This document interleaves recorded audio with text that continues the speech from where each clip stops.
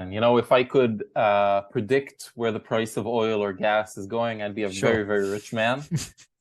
And unfortunately, nobody can do it. Everybody gets it wrong. There are people who dedicate their lives to predicting the price of oil and get it wrong constantly because there are so many moving parts. I can say what we need to look at, right? At the end of the day, there's no mystique when it comes to energy. It's supply and demand. And we need to look at the supply and we need to look at the demand and how much LNG is out there and who's going to demand it. And so we need to look at China. We need to look at how serious Europe is. In terms of kind of where I think things are going, is that Europe will invest more in infrastructure that will give it alternatives. I think that Europe is a little too optimistic regarding how quickly it can transition into renewables. It will take more time than maybe European policymakers think. I would say EU policymakers think. I think actual members are a little more realistic.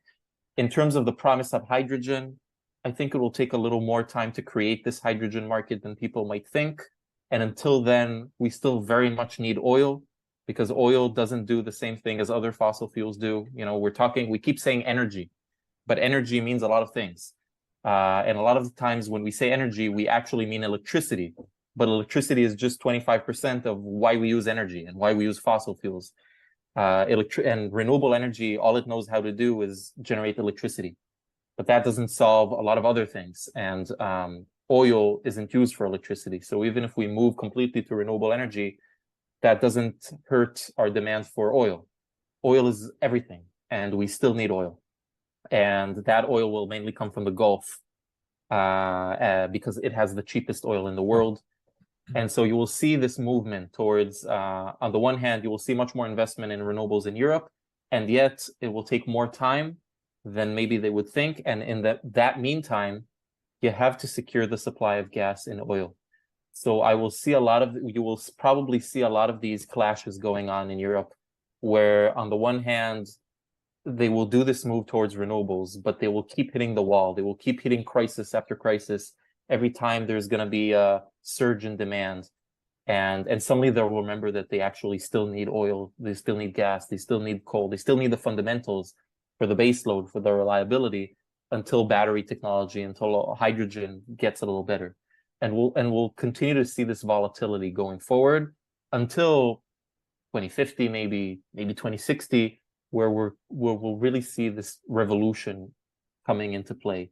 Until then, the politics of fossil fuels are still going to be strong. We're still going to need the Middle East. We're still going to be dependent on oil from the countries that have oil. We're still going to need Russian gas. No one can give Russian gas as cheap as Russia can.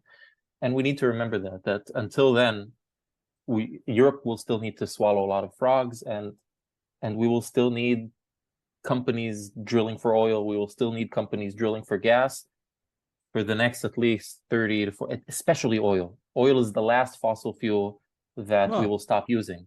The Middle East becoming more stable, right?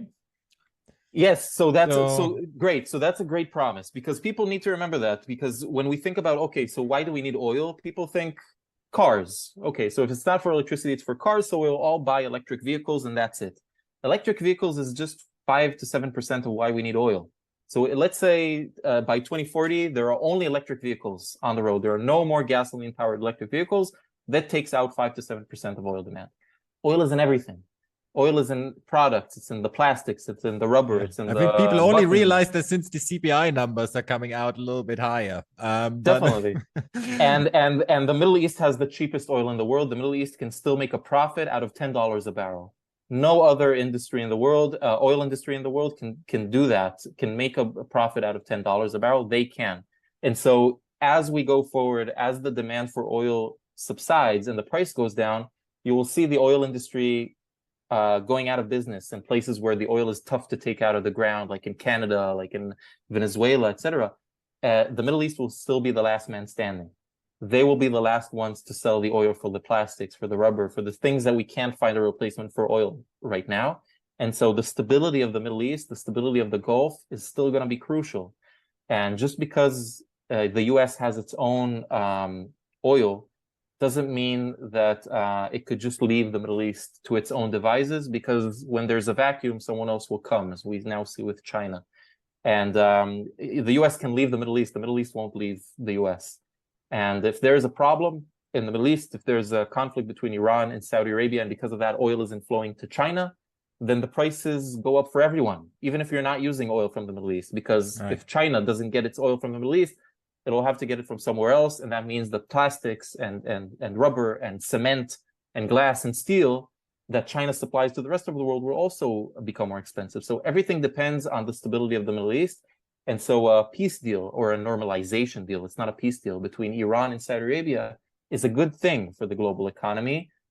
Obviously, the US would want itself to be the one that's, getting the hands to shake, and not China.